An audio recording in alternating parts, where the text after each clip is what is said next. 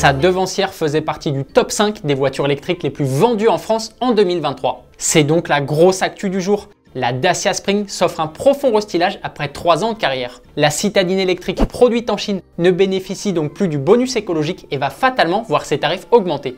Elle doit donc se réarmer notamment pour faire face à la concurrence de la nouvelle Citroën IC3, mieux présentée et éligible, elle, au bonus écologique. Et pour faire face, la nouvelle Spring adopte les codes du nouveau Duster avec ce nouveau bandeau qui abrite la nouvelle signature lumineuse en forme de Y. Le tout donne un air plus carré à la Spring, plus robuste. Pour mieux comparer, voici à gauche l'ancienne Dacia Spring, à droite la nouvelle. Le détail pratique sur la nouvelle Spring, c'est ça. Cette zone stickers sur le pare-choc avant, plus facile à remplacer en cas de choc.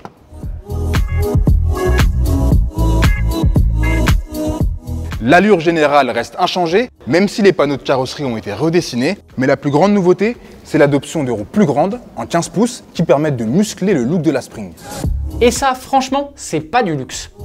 À l'arrière aussi, la Spring se la joue mini Duster avec ce long bandeau qui relie les deux feux arrière. Ça lui donne un look plus costaud, plus posé. Et ici aussi, on retrouve la zone sticker sur le plastique, résistante au choc. Pourtant, sous cette nouvelle carrosserie, la batterie et les moteurs sont les mêmes. Pas de révolution donc, la Spring reste une voiture au rayon d'action limité au quotidien avec ses moteurs de 45 ou 65 chevaux qui lui autorisent une autonomie de 220 km. Mais là où la petite Dacia a le plus évolué, c'est dans l'habitacle. En haut, l'ancienne, en bas, la nouvelle Spring. Et ici aussi, on ressent l'inspiration du nouveau Duster jusque dans le levier de vitesse qu'elle lui reprend directement.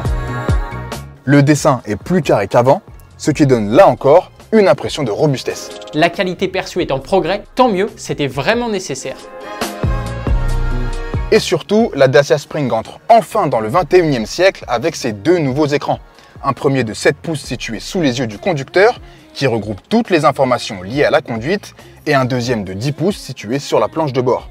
Ils sont plus lisibles, plus réactifs qu'auparavant, bref, on a enfin le niveau de connectivité qu'on retrouve chez la concurrence. À l'arrière, pas de surprise, l'espace aux jambes et à la tête reste plutôt limité, mais correct pour le segment. Le coffre en revanche est plutôt logeable, avec 308 litres, il offre presque 100 litres de plus qu'une Twingo par exemple.